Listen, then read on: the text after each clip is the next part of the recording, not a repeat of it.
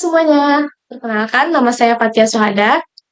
Jadi pada kesempatan kali ini saya akan mempresentasikan program yang dapat memvalidasi username. Program ini menggunakan Ajax. Jadi program ini sangat berguna untuk mengecek apakah username yang dimasukkan oleh pengguna itu sudah digunakan atau belum. Secara otomatis, proses pengecekan tersebut dilakukan dengan memanfaatkan teknologi Ajax sehingga data dapat dikirimkan dari halaman web ke server tanpa perlu memuat ulang halaman tersebut.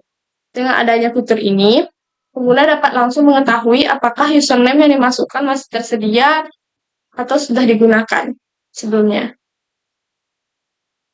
Biasanya fitur ini tuh berada di dalam biasanya fitur ini sangat berguna saat ingin mendaftarkan akun. Biasanya kita kan diminta untuk menginputkan username dan password. Program ini sangat berguna agar kita tahu username yang kita inputkan itu sudah digunakan atau belum oleh pengguna lain. Nah, untuk lebih jelasnya, saya akan langsung memperlihatkan bagaimana hasil yang saya buat.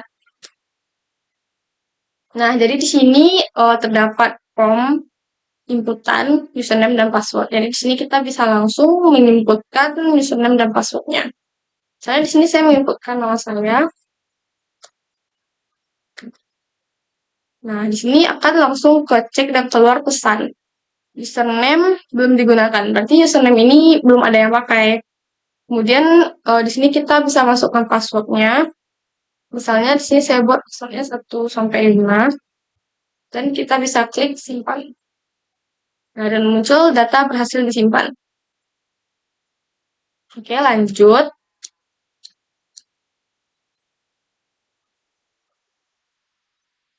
Nah, di sini saya membuat struktur webnya menggunakan form inputan dengan ID username sebagai tempat penginputan username dan inputan dengan form password untuk penginputan password, dan di sini ada info juga div dengan ID info untuk menampilkan apakah datanya disimpan atau tidak. Dan di sini ada menggunakan span, teks span ini untuk menampilkan pesan juga. Contohnya teks span ini di sini. Contohnya penggunaannya akan muncul di sini.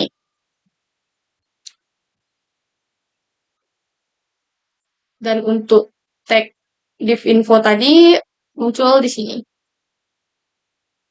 Kemudian kita menggunakan tombol simpan dengan ID simpan juga. Nah, dalam pembuatan itu pasti kita memerlukan database. Di sini saya membuat database-nya dengan nama tabelnya yaitu TB negara.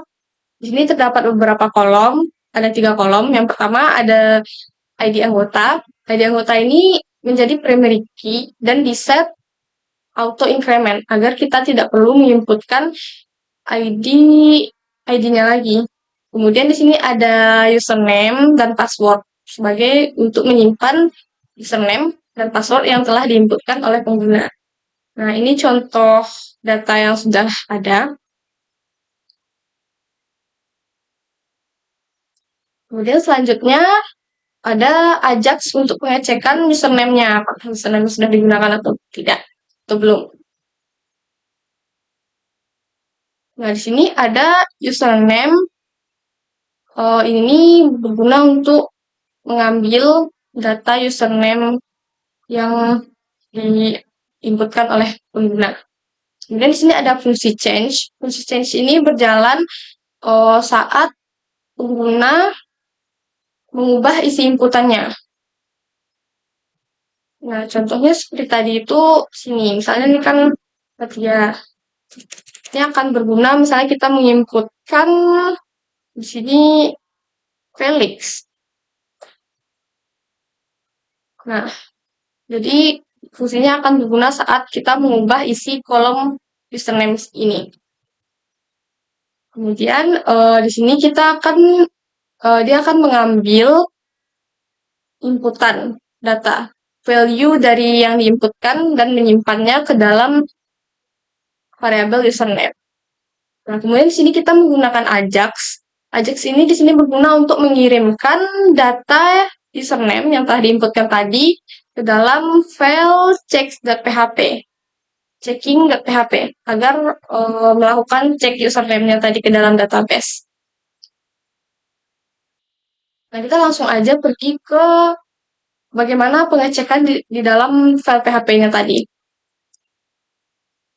Di dalam file PHP-nya, di sini kita akan mengeksekusi query select untuk mencari data pengguna dengan username yang telah diinputkan tadi. Ini kan data yang dikirimkan tadi dengan value nama kan. Jadi di sini akan ditangkap dan dicek apakah nama username-nya ada pada database atau tidak. Nah, kemudian di sini kita menggunakan fungsi mysql num rows untuk menghitung jumlah baris dari query select tadi. Nah, kemudian kita akan mengembalikan jumlah. Kemudian di sini ada aksi dia sama dengan cek, akan mengirimkan jumlah data yang kita temukan tadi. Nah, jika jumlah data yang kita temukan itu sama dengan 0, berarti datanya tidak ada. Tidak ada yang menggunakan username yang sama, maka nanti akan menampilkan pesan username belum digunakan. Dan bordernya akan berubah menjadi hijau. Dan jika username-nya data yang dikirimkan itu ada, maka akan menampilkan pesan username sudah digunakan. Dan bordernya akan berubah menjadi warna merah. Nah, kemudian Ajax yang kedua berguna untuk tombol simpan. Nah, di sini ada fungsi klik. Fungsi klik berarti Ajax ini akan berjalan saat pengguna menekan tombol simpan. Nah, di dalam sini kita akan mengambil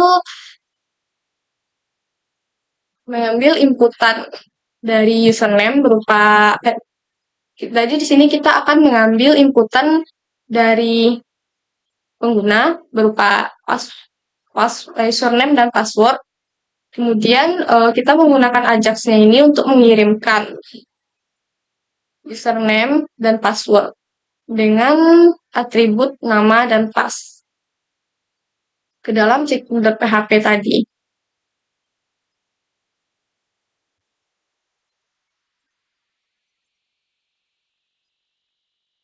Dimana nanti jika aksinya sama dengan tambah atau aksi yang dilakukan itu menekan tombol simpan tadi, maka yang dikirimkan nama dan password yang dikirimkan oleh Ajax tadi akan disimpan di dalam variabel nama dan pas. Nah, kemudian di sini kita mengecek lagi apakah data yang dikirimkan itu sudah ada sebelumnya atau belum. Jika datanya tidak ada atau belum digunakan, username-nya belum digunakan, maka kita akan maka dia akan mengeksekusi query insert untuk menambahkan data username dan password tersebut ke dalam database. Dan nanti akan memunculkan dan jika berhasil nanti akan memunculkan pesan data berhasil disimpan dan atau data gagal disimpan. Nah, jika eksekusi file checking.php dengan aksi tambah tadi berhasil, maka di sini akan melakukan pengecekan lagi. Jika data yang dikirimkan itu ada di dalam database, maka tombol simpannya akan menghilang. Jadi tidak bisa disimpan. Jika diklik, dia langsung menghilang. Dan jika data yang disimpan itu belum ada atau username-nya belum ada digunakan, maka akan menampilkan infonya yang tadi, info yang ini, datanya berhasil disimpan atau datanya gagal disimpan. Contohnya dalam web tadi munculnya di sini, data berhasil disimpan. Nah, yang ini kan tadi kita menginputkan oh, username yang udah ada. Nah, di sini kalau kita tetap memaksakan klik tombol simpan, maka button simpannya akan hilang.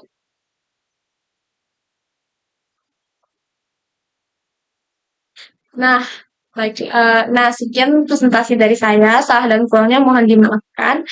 Terima kasih telah menonton. Bye-bye.